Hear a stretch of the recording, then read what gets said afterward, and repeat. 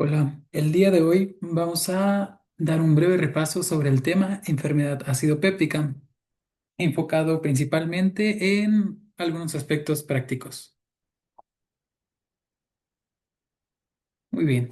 ¿Qué temas o apartados vamos a estar abordando? Pues introduciremos un poco sobre el tema y hablaremos un poco sobre los factores causantes, cómo se va desarrollando esta entidad patológica, cómo se manifiesta, diagnóstico, tratamiento y algunas complicaciones.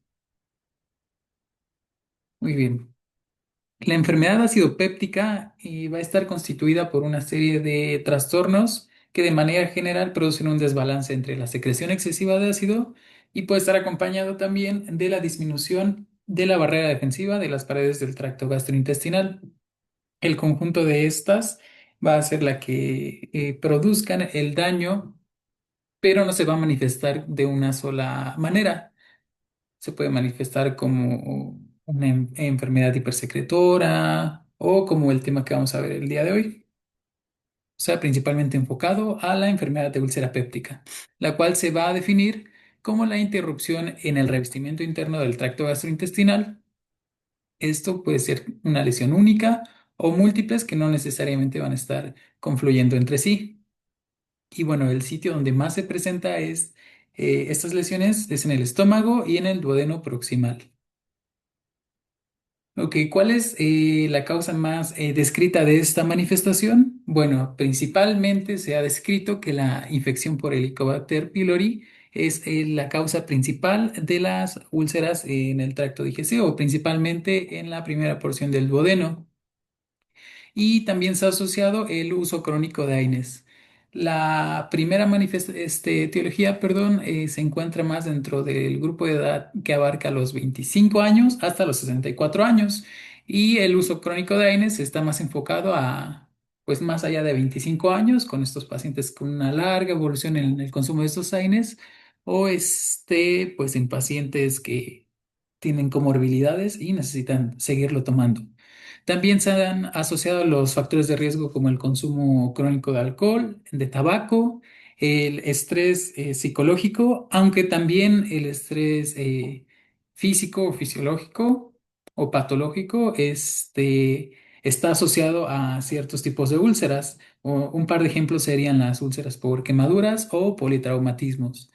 Y también síndromes hipersecretores como el síndrome de Solinger. En cuanto a la fisiopatología, vamos a resumirla principalmente a el desequilibrio entre los factores agresores y defensores de la mucosa gástrica.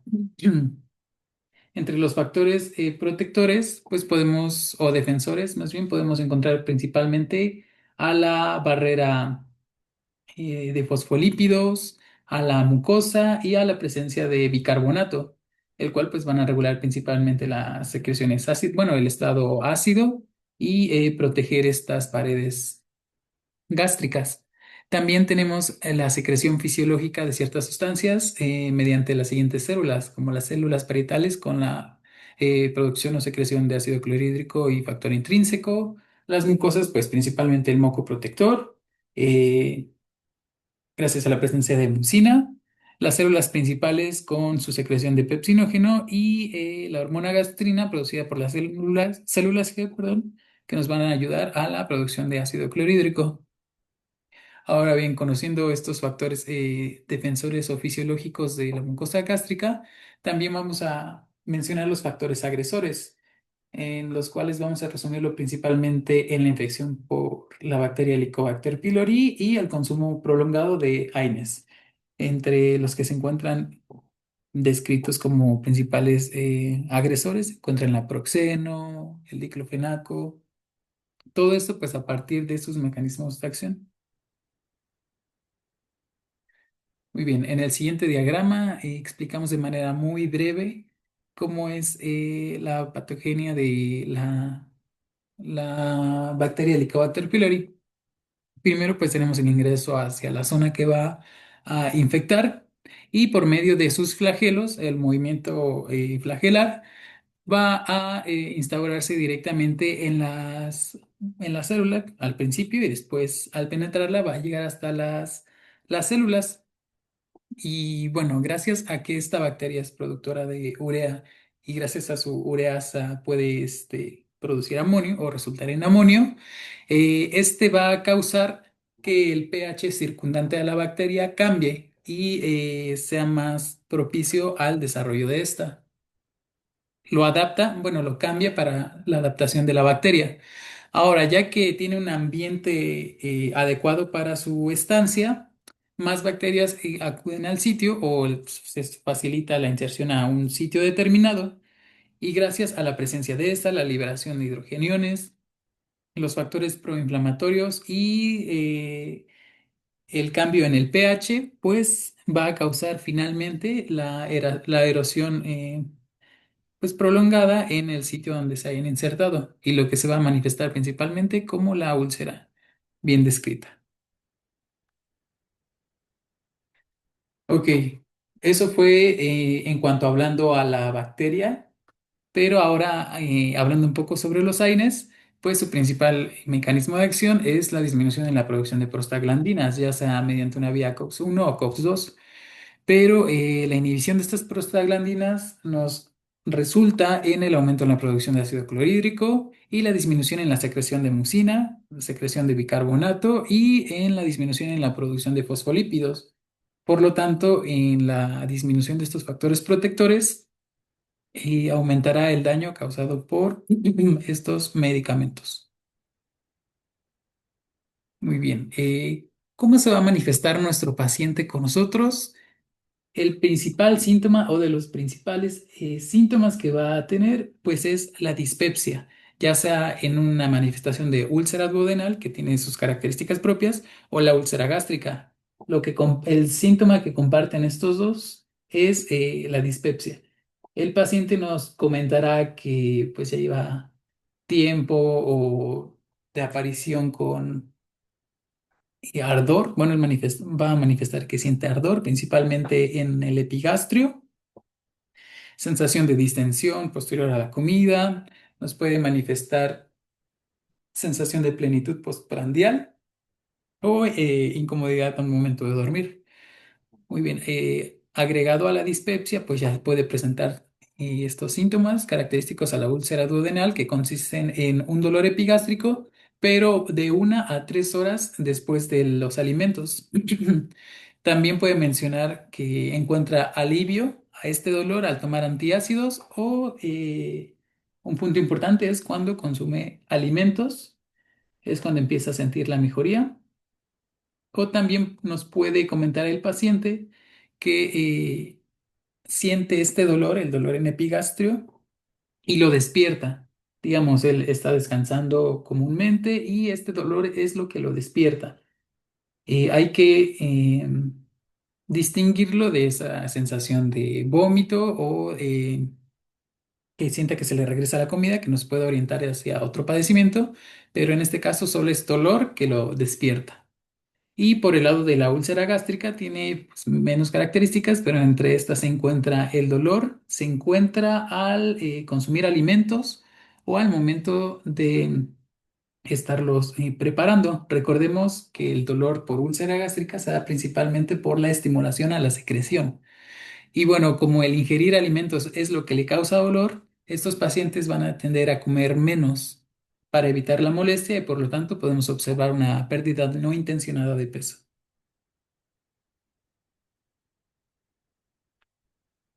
Y con las imágenes que presento a continuación, pues podemos observar las úlceras tanto duodenal como gástrica, los sitios donde principalmente se encuentran y las características más aparentes.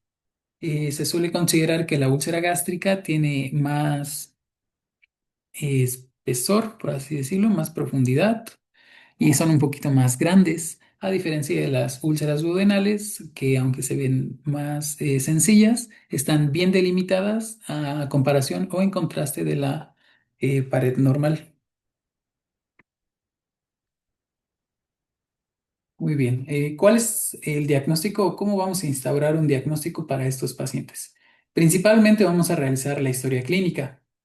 En un contexto práctico, pues podemos observar cuál es el padecimiento de nuestro paciente, si hay alguna comorbilidad agregada, consumo de algún otro medicamento que se encuentre consumiendo por mucho tiempo y si es posible, pues que nos comente si hay algún tipo de antecedente en su vida que haya tenido este padecimiento o si es la primera vez.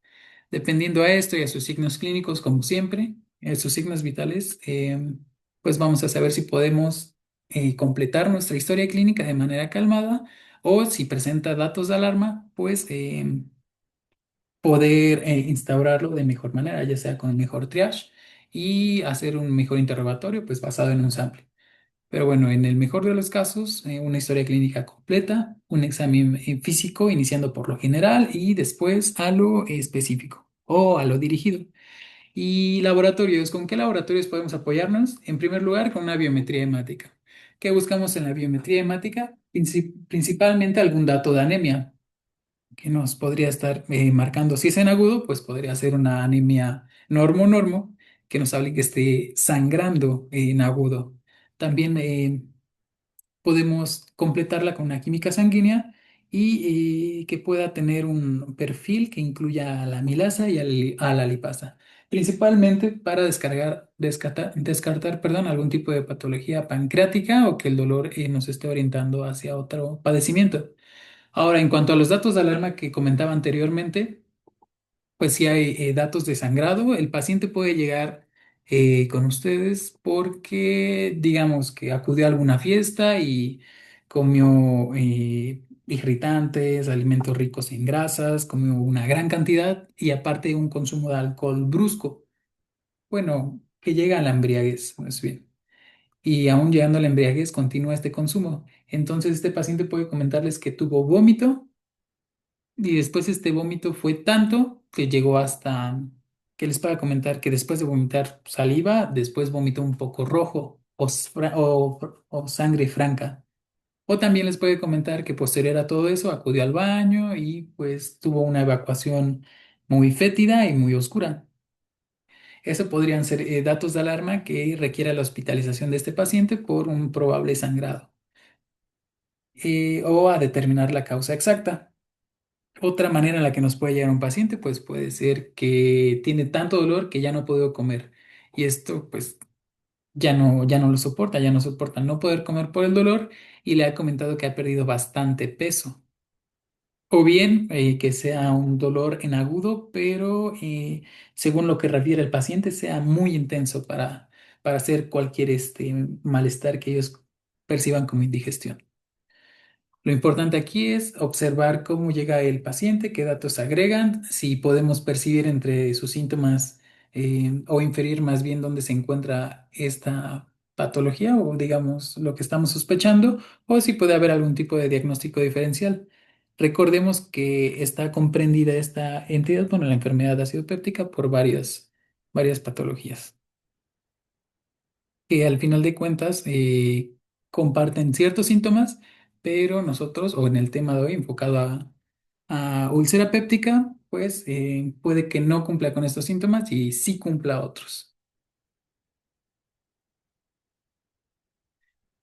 Ahora bien, hablando de pacientes menores de 55 años o jóvenes, por así decirlo, que no cumplan con estos signos de alarma mencionados anteriormente, pues podemos sospechar que la causa de su sintomatología sea por la infección por Helicobacter pylori.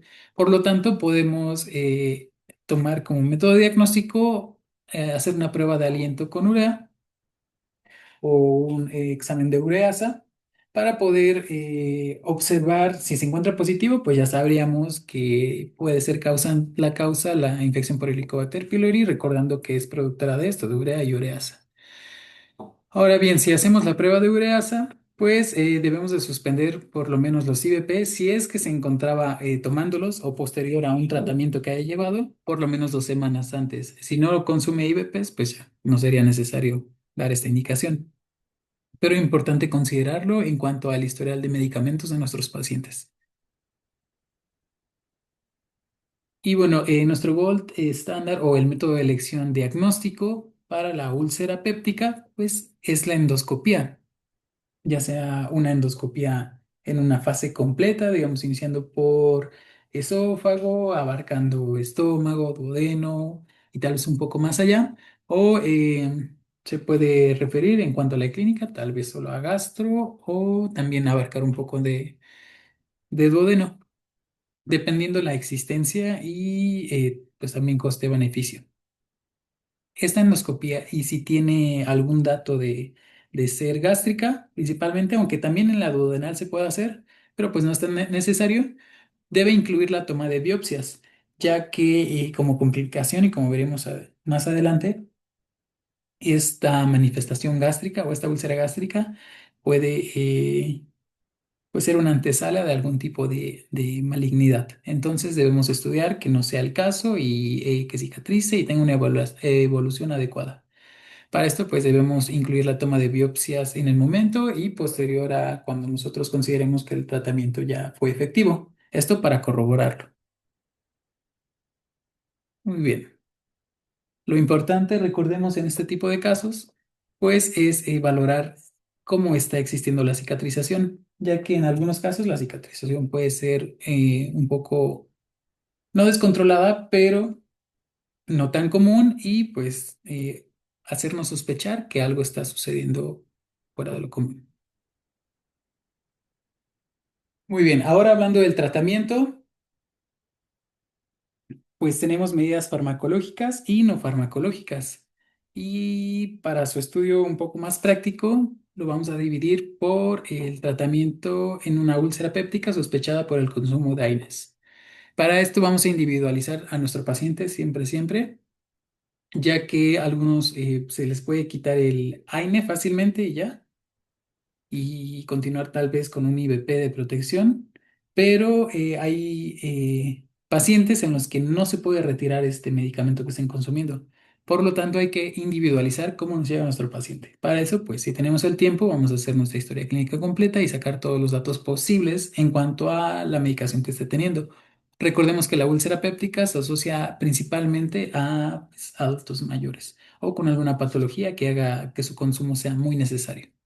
Ok, si es posible, vamos a suspenderlo. Si no es posible, pues podemos continuar el AINE con agregando un IVP, pero esta dosis doble, ya sea que aumentemos su dosis común o por semanas.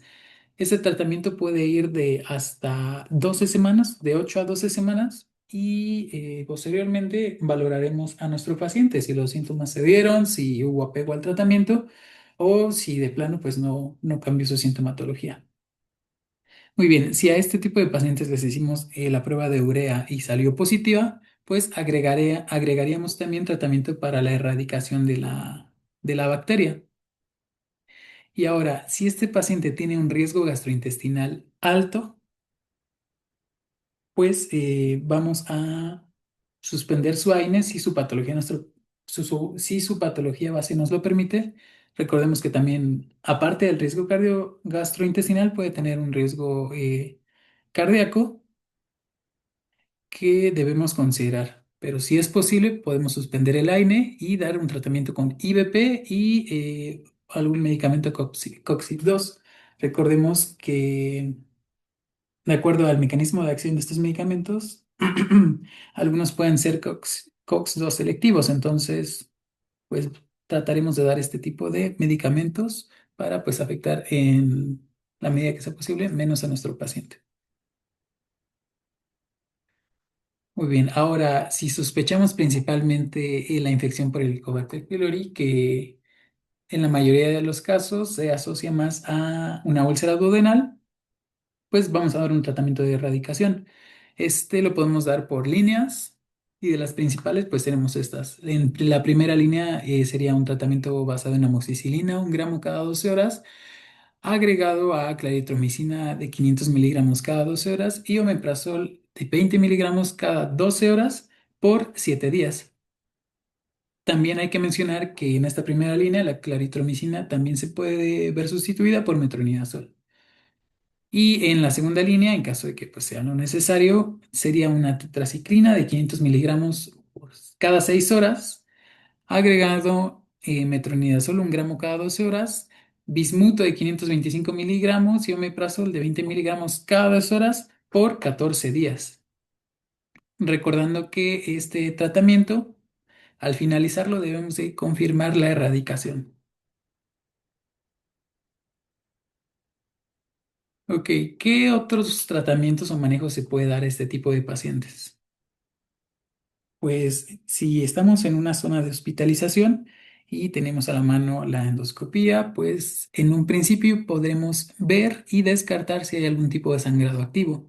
Recordemos, si este paciente tiene datos de alarma, pues ya lo podemos pasar a endoscopía, y si no tiene lo necesario para esto, pues podemos iniciar con algún tipo de lavado y y la colocación, perdón, de una sonda nasogástrica, ya que si sospechamos algún tipo de perforación, pues estaría contraindicada la endoscopía.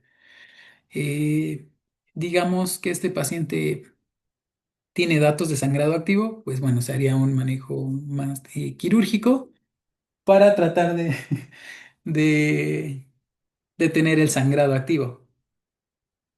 Muy bien, en caso de que haya tenido un daño considerable, podemos agregar citoprotector a su tratamiento basado en sucralfato con dos tipos de dosis.